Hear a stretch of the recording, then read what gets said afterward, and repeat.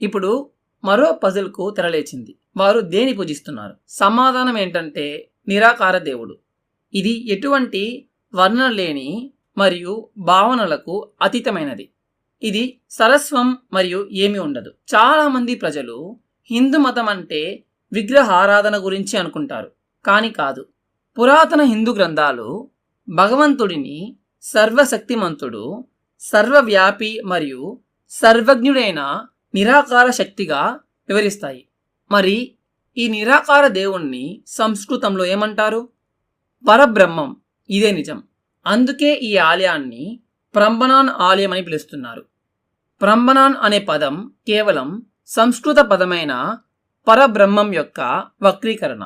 అంటే విశ్వమంతటా మరియు అంతకు మించి వ్యాపించి ఉన్న నిరాకార దేవుడు. ఈ వీడియోలో దీనిని ప్రంబనాన్ అని ఎందుకు పిలుస్తారో నేను